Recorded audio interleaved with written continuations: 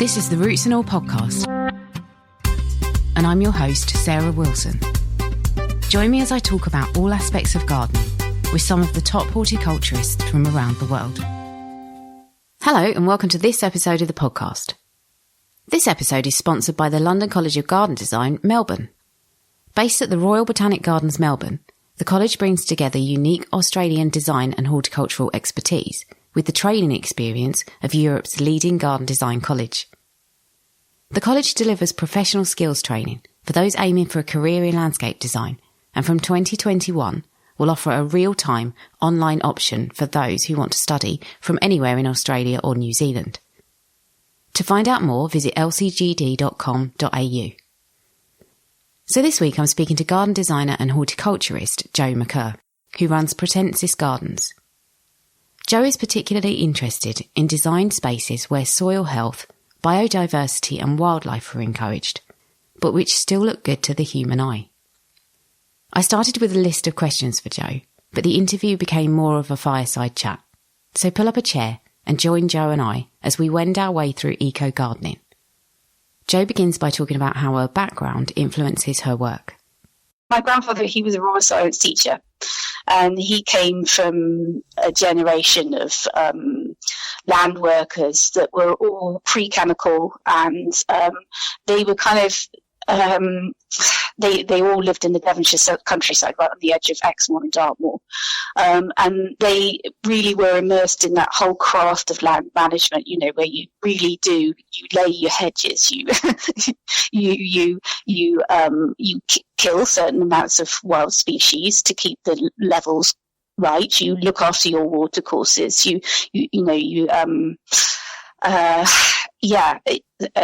It's kind of permaculture before there was permaculture, really. I mean, to some extent, because you know that you're handing it on to the next generation. And and then my dad, he was a conservation engineer, and he was really he looked after sort of what would you call them, ecclesiastical buildings and rural buildings. So he would advise on how to restore them or repurpose them. And he was really kind of interested in how those buildings then spoke to the cultural landscape around them, but also the environment around them, the green landscape. And I think that both of those men were quite big influences on my lives. I mean, my dad, he was a serial doer-upper of buildings, and mostly rural buildings. And so my childhood was spent on sites of where everything was derelict, and then everything came together again. And I think you learn a lot by watching that. And experiencing that. He was also a really, really brilliant and talented kind of amateur gardener. And so, you kind of, I now look back and realise that I absorbed a lot without really knowing that I was absorbing it. I thought that was just a normal childhood, but it was actually not at all. I'd be taken by my grandfather along the River Exe, and he'd show me how you spot an otter and how you track otter tracks and how you know where they were going to be and things like that. And when, much later on, I've realised that that's kind of like a pretty unique craft that other people don't really get taught by their grandparents, Yeah. So, yeah. Definitely. It's, I think that was why I got called to landscape through that childhood, not necessarily through going to a garden and kind of going, oh wow, this is an amazing garden, I really want to do this. It's just like I really wanted to re-experience that connection that I had in childhood. Yeah, I don't think many children go otter tracking. I might have tracked the favourite in the 2:15 at Haydock, because my great-granddad used to take me down the betting shop and leave me outside while he went in and placed his bets, but not quite so. So that, obviously you said you're kind of late into the game relatively with your gardening. So what is it that you actually do at the moment? What types of projects do you work on? So I kind of divide myself between doing some writing work, sometimes for magazines like Bloom and other places, and I'm trying to get more writing work. I do consultancy work, and that's mostly on planting, and I look at doing specs for people for meadow plantings or meadow seedings, or how you would prep the area before you were then going to sow it, or and what will you do, or management systems for doing those kind of semi-wild, semi-natural plantings, and then I also run this garden, and I'm hoping that eventually I might be able to open this garden and run workshops from this garden. That's the long-term aim. Yeah, but I think you might have a queue around the block when you first open your garden. It's still a way off, but I'm sort of just beginning to get there. I mean, it's very, very, very new, and it still looks a bit new, you know. So it's I'm aware it's not quite at the stage yet where I want to expose it. Oh God, will it ever be though? I mean, gardens are so... no, I mean, the perfectionist in me will never be happy, but I think it's beginning to get there, and I sort of I think that for me, like the garden speaks louder really than anything else about you know, what's possible, and how I'd like to see garden design go, or how I'd like to see people conceive gardens. So yeah, it's and it's also the place that I love, and the place that I belong to, you know. So yeah, it's like it's the grounding for me. So yeah. It's difficult to leave it sometimes. Yeah, I bet. Well, you haven't had that problem this year. You've been fine. No, I've been so blessed being here. Definitely this year. Definitely. So what is it about your garden that makes it different? Because you have had quite a bit of coverage of it, and it is quite unusual. So I think maybe briefly you can just sum it up. Yeah, it's so like I was saying, that childhood of mine that I had, which was sort of my parents were serial doer-uppers, and we sort of went from derelict farmhouse or derelict barn to derelict farmhouse or derelict barn, and did them up. I similarly, I think, like, as soon as I saw this place, it was it's a derelict farm, but it's also a derelict canal industry and railway line. So we have there was a milking farm here, but there was also another barn that was connected to the Somerset Coal Canal that used to run through the garden in the 1890s, and that has it also has a huge 75-metre long canal tunnel that is in the garden. So when we arrived, there were all these kind of like, it was completely derelict, had been derelict for many, many years. So it was bramble everywhere. And then and Budleia, kind of the classic Budleia and bramble site. And then you have this kind of enormous railway line running through, bisecting the site as well, which ran until the 1960s. So quite late 1960s. So you've got all this kind of like, just it's a classic brownfield site, classic post-industrial site, right in the middle of a very rural place. So it's kind of really, there's loads of juxtaposition going on and loads of interesting historical features. And I have always been interested in wildflowers and wildflower plantings, and I knew immediately as soon as I saw the site it was going to be, because there was just crushed concrete everywhere you looked, or ballast. Absolutely all the topsoil had been taken off it by the previous farmers, and put down on the paddocks down below where and the pastures down below where the cows would have fed. And so it had been stripped bare, and it was going to be, it's on a very steep slope facing directly south. So it's perfect for growing things that most other people would struggle to grow, wildflowers and, things that really love a strong alkaline pH, which tend to be the things I like. It's so interesting to think about how maybe, 10 years ago, 15 years ago, yes, for some people still now, their dream is like patch of kind definitely. Their dream is a patch of loamy soil. It's like, I've got to have this beautiful crumbly loam. And then you saw this site and just went, oh, woohoo. It's just full of like you say, ballast and it's really, to some people unpromising, but to you it's an absolute dream. And I think probably moving forward that will become something where people will look at it and see the opportunity and go, actually, this is fantastic. So much so. I mean, personally, I think that this is the future for garden design. First of all, we are finding out that more triple SIs are brownfield sites than they are greenfield sites, because the nitrogen deposition is so bad on all these green sites that you can't get the diversity of plants on them.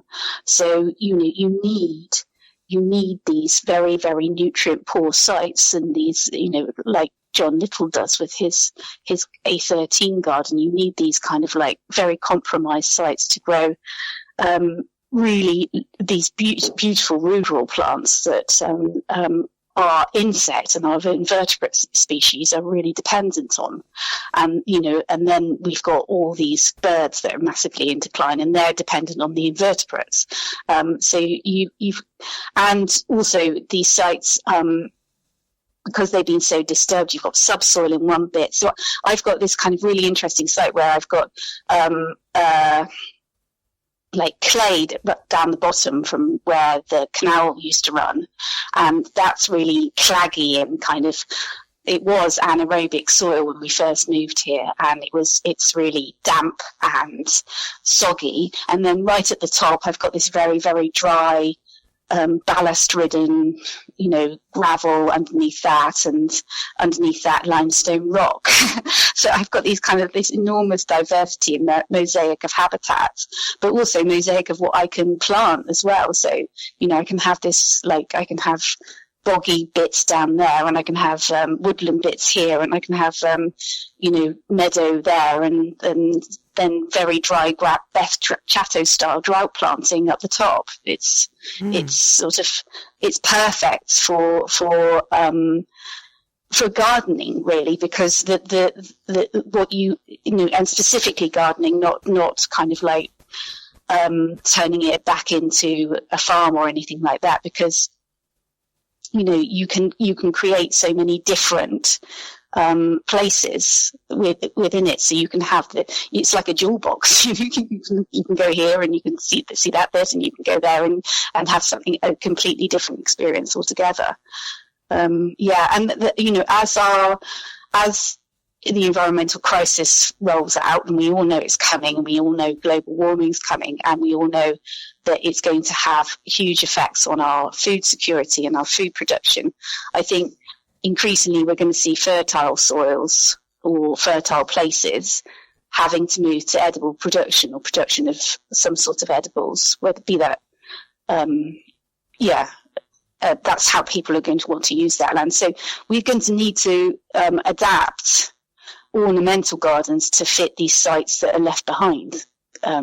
And then they need to also function in a different way as well. So they need to not just function as kind of like something that we go, oh, that's really aesthetically beautiful. They need to have ecological function in them as well. So, I'm quite conscious that the next thing that I want to work on this site is, I've noticed that there are quite a lot of plants in the meadow that do really, really well. And then I've noticed that some of them have phytoremediation qualities that mop up pollution. And that is one of the big areas that we as garden designers, I can see that being a really excellent tool in our armory. A place where we could go and we could add that extra function into what we're offering. We're not just offering something beautiful, we're offering something that will clean up the soil. I mean, the interesting thing about that is that just as we're kind of realising the importance of brownfield sites, I think the government is probably hell-bent on redeveloping every last one of them. Yes. So, yeah. Yes. Never mind. Okay. So we've had a chat before about rewilding, and yes. obviously it has been a buzzword for a while now, and it's creeping into gardens. And I just yes. wondered whether you thought we could rewild our gardens. Is that something we should be kind of aiming to do? It's a tricky one. I think I went to the rewilding symposium, which was some years ago now, and when it was sort of first becoming a word that everybody was using. And since then, it's almost become ubiquitous as a word. And, I follow it as a hashtag on Instagram and some really interesting stuff pops up and think that's rewilding. Rewilded my beard. Thinks that's, yes. And a lot of it is about rewilding people's minds and bodies, it seems to me, and it seems to have been sort of, So, and one person's rewilding is another person's let it go to rack and ruin. And I think rather unhelpfully, within horticulture, it's become associated, or within agriculture, it's become associated with land abandonment and this kind of rather strange notion of ungardening or letting things be and not intervening at all. And I think we all know that if we do abandon land completely, like, when I came to this land and it had been abandoned,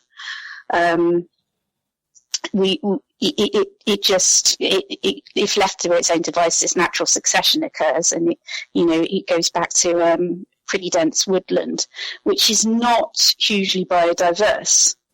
And when you look at rewilding Britain or look at rewilding Europe, and they're talking about large scale restoration of ecosystems using herbivores and using rules to move those herbivores around the landscape and using trophic cascades so that you create different habitats. You're not going to get that in a 1 acre garden. You're not going to manage to do that. And I'm not sure how useful it is in terms of the short answer is no. I don't think we can rewild our gardens, but I do think that these ideas that rewilding has given us, these ideas that you can reinstate natural processes and you can restore biodiversity, I think they're useful goals to then assimilate into your garden design as long-term goals of the site of the landscape, or into your gardening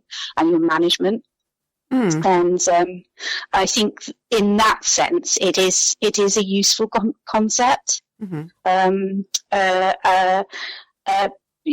It's cultivated space, so in its pure form, it can't be rewilded, but it can do something that rewilding space can't do. It can connect you in an intimate way with a wider web of life, and that's where the true value of the garden comes into its own.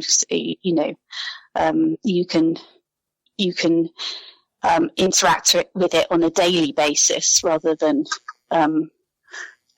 walk through a nature reserve, as it were. And there's the other point, which is that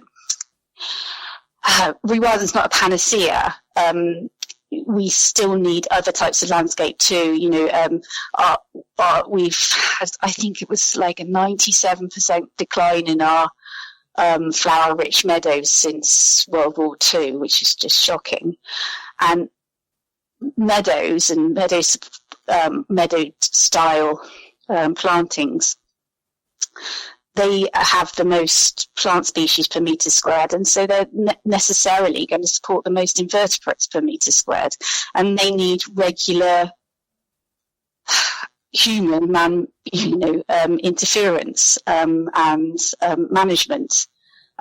So I think that's where we need to look. We can't recreate a rewilded space in a 1 acre garden. We're not going to save a lynx or a beaver in our gardens, but we can save the ragged robin plant, for example, and we can make sure that we boost moth populations as much as possible.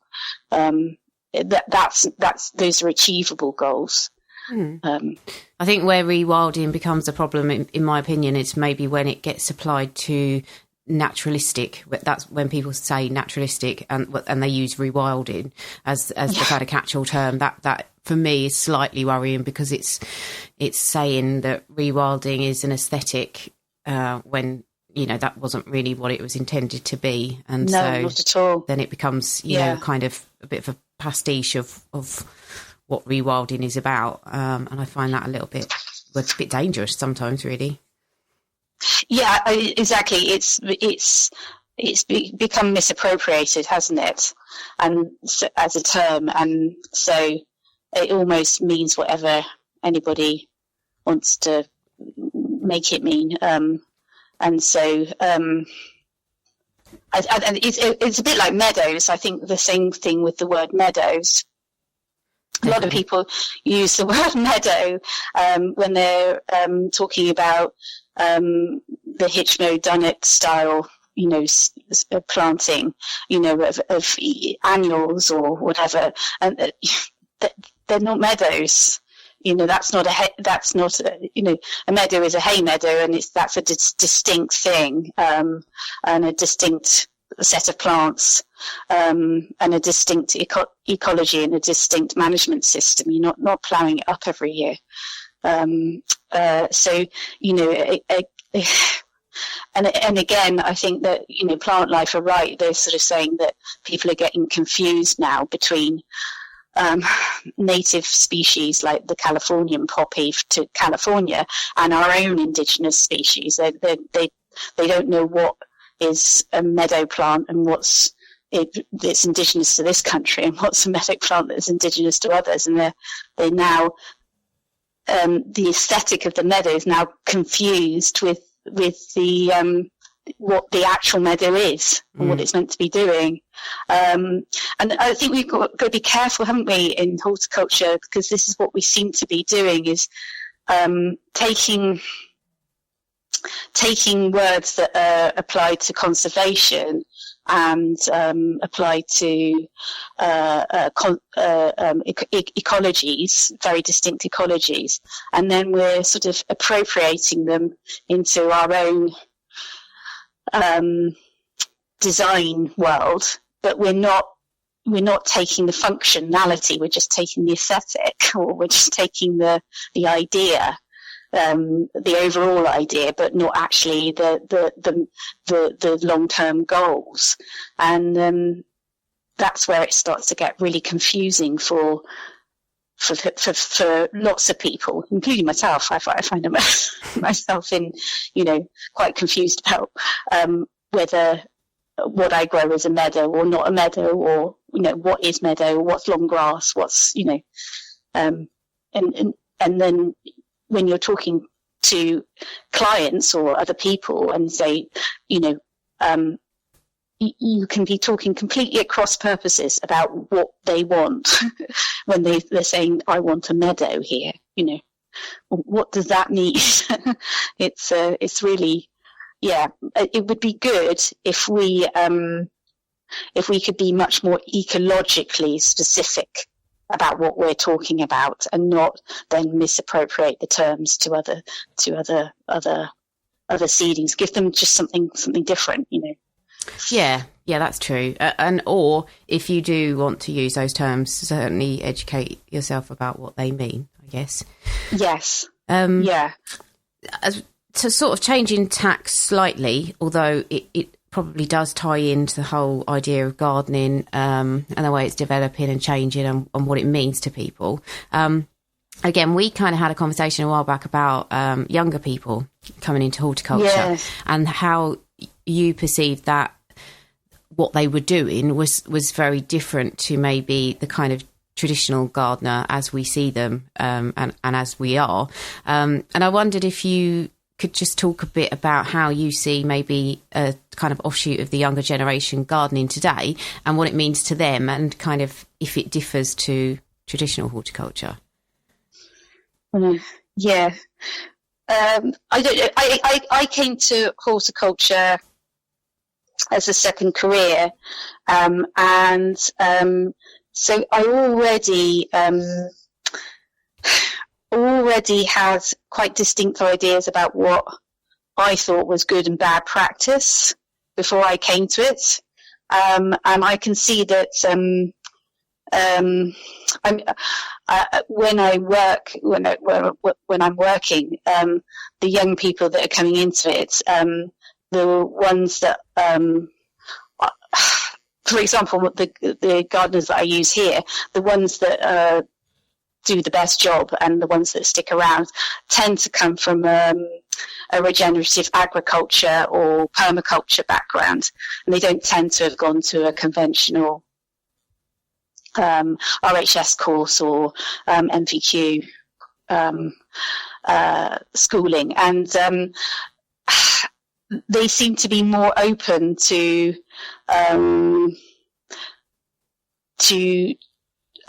this kind of low intervention, but more skilled gardening that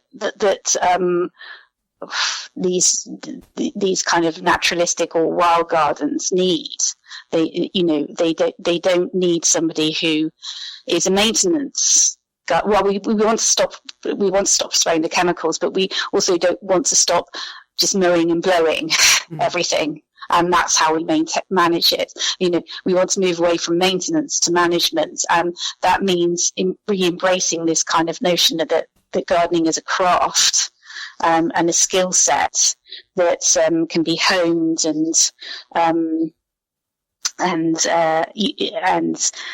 you can work your way up to expert gardener, and you can do this in tune with the ecological systems around them, and it's also based on this idea that there's something deeper going on within the garden than just a pure aesthetic look. That the garden's about an expression of a lifestyle that you want to live, and a philosophy that you want to adhere to.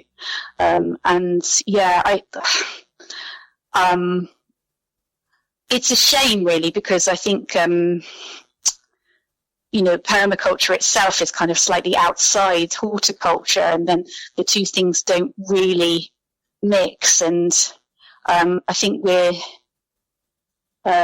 in danger unless we start to, broaden the spectrum of what a garden's functionality is and what a garden is for. Unless we're going to lose interest from that younger generation who really want a garden to not just look good, but they want it to do good. It needs to be authentic. It needs to have a backstory. It needs to be really real. It needs to be real. It needs to be genuine. They're not interested in, you can see that in the way that they've turned off high street fashion, and in the way that they've turned off in their food, how they're interested in food production, etc., etc. They're interested in asking the question, how do I do this better? How do I do this well? Yeah.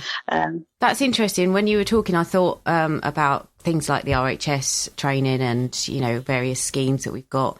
And maybe something we need to look at in the future for gardening is actually not being afraid to specialise in something, because we tend to try and be generalists and know a little bit about everything, when actually sometimes, especially the way that you're gardening and the way that you're seeing gardens, is even to be a specialist in a particular region would be useful, and there would be no problem with that. You could certainly say, okay, well, I'm going to specialise in, waterways or kind of water features, for want of a better word, in the garden, and that's going to be my area of speciality, and that's fine. Maybe we do need to focus down more. Yeah, I agree. I think that we've got this. We now need to look at the garden as a space in which we can not just, because I think that this is written about quite a lot at the moment, not just sort of develop an intimate relationship ourselves with nature, so that it's sort of good for our mental health and physical well-being, but we now need to see the garden as a place that can function in different ways, which can help us be leading edge in a change of lifestyle that we all know we now need to achieve. We know that we're living from nature in economies and systems that don't value it whatsoever, and that is causing mass extinctions, and it's causing global warming, and we now need to reconfigure those systems, and that means reconfiguring our lifestyles and reconfiguring the way that we live in interaction. And the garden can be kind of like that domestic space where you can reevaluate that relationship and try new ways of making sure that you're in harmony and in balance with it, rather than dominating it.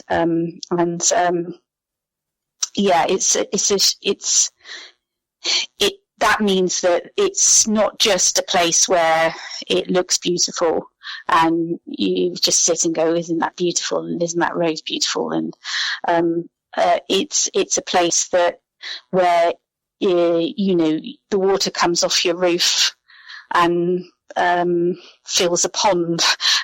It's a place where your wastewater gets biofiltrated or through a beautiful wet drainage system. It's a place where, I don't know, we need to now be open to inventing ways and being much more creative in our garden spaces about making them spaces which can realize a new way of living.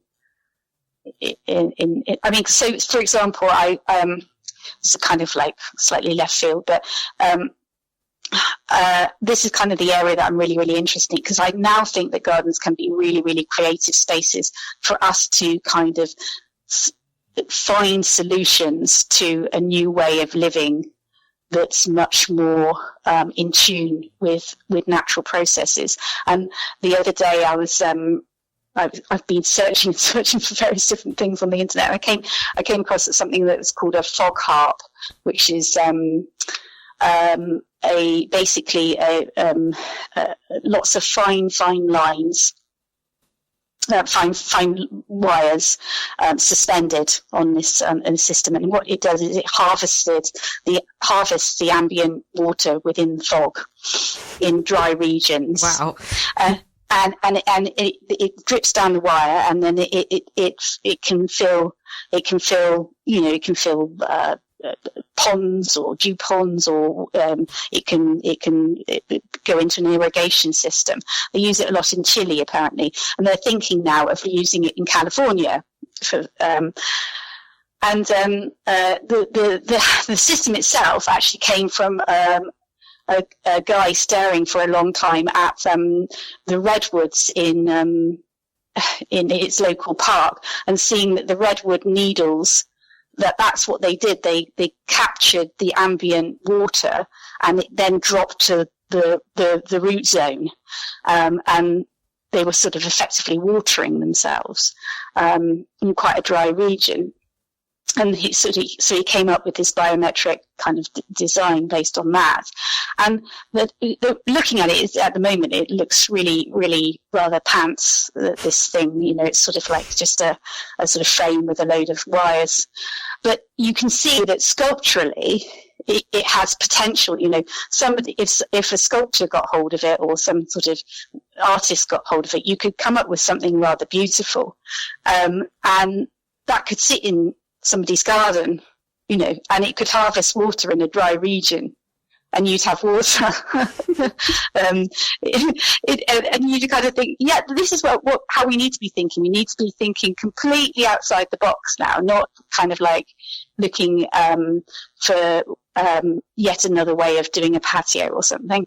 We need to be thinking about these ways in which we know lots of changes coming. How can we adapt what we do outside, and how can we engineer new ways of living in this environment in a more balanced way, so we use less and we give back more. But yeah, that's a rather extreme example, but nevertheless, that was kind of like it was quite interesting to me. I was kind of like, whoa. Yeah, fog carp. Yeah. Never heard such a thing. Yeah, fog carp. Yeah. Brilliant. I know. So, well, I think, to be honest with you, we kind of answered the final question in that one, which was, what's the future of horticulture? So is there anything kind of else that you wanted to add? Because, to be honest, I think we kind of skipped through everything at a lovely pace and covered most things, even though I didn't really ask you the questions that I sent you. So. Yeah, I mean, so for me, yeah, I don't know about horticulture, but definitely in the area of design and landscaping, I think we need to scrap this idea that gardens are some sort of, I don't know, extension of the house, an extension of some domestic space. We need to incorporate these two urgent needs of sustainability and ecological function in the way that we conceive them. But that doesn't mean to say that you kind of completely lose the aesthetics. They've just got to work harder. And I think that, if you borrow from other disciplines like ecology, technology, engineering, various different sciences, soil science in particular as well, because there's huge amounts of going on there, then we can start creating gardens with quite serious long-term scope and vision, rather than just something that has just a purely human and aesthetic function, and that's it. The future is quite exciting, I think, because there's so much open now to, we're at a time where they say necessity is the mother of all invention. And I think we are going to necessarily have to really, really concentrate quite hard on how do we up the functionality of our gardens over and above just being beautiful places to live in. And that means that, we might be entering a really, really exciting time, a really creative time. That's what I hope, anyway. I really, really hope that. I really hope that, because it's very easy with all this eco-anxiety, isn't it, to lose your hope and to lose your... to sort of think, well, I just give up, it's just legislation isn't changing, nothing's changing, everybody's got their heads in the sand, there are lots of people in this world, and, what I do is just a tiny drop in an ocean.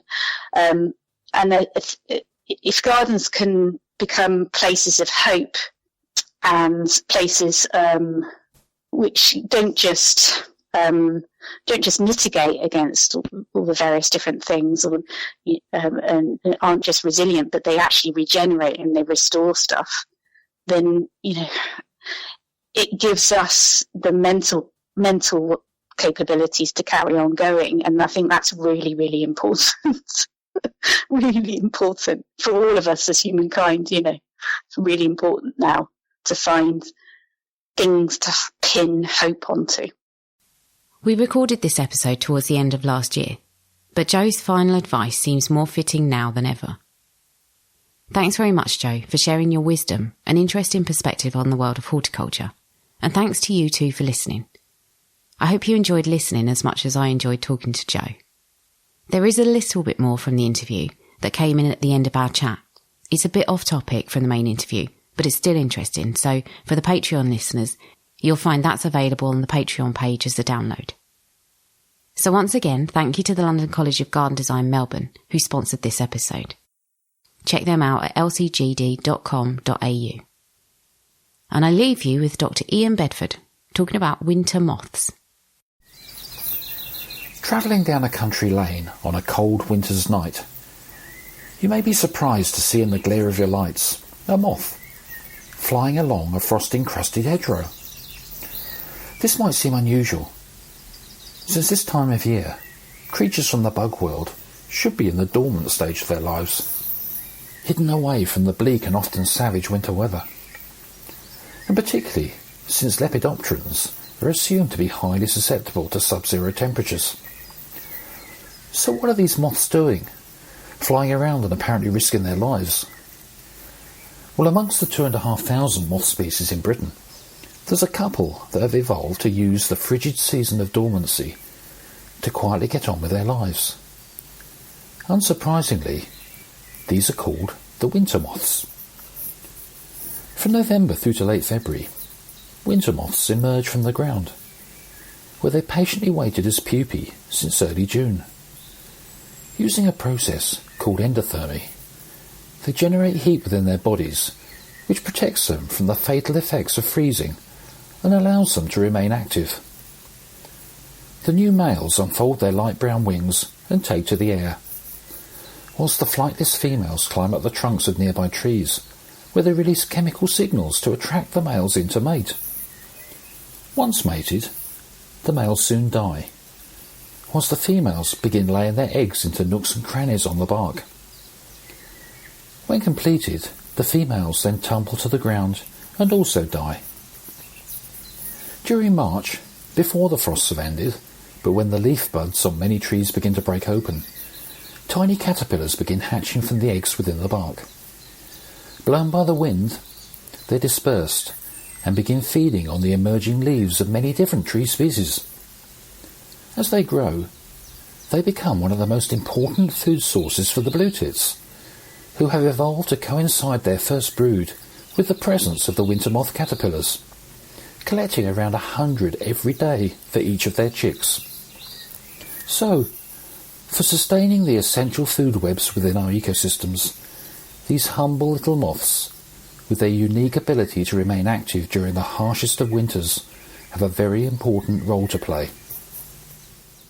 You can download or listen to the podcast direct from the website rootsandall.co.uk. Please also check out my Patreon, where you can make a one-off donation or take out a monthly subscription to help support the podcast. Because if you enjoy the show, please help it continue. I also have a GoFundMe where you can make a one-off donation. Even a one-off donation of £1 helps, and I'll be really grateful for your support. So please go to Patreon or GoFundMe and search for Roots and All Podcast.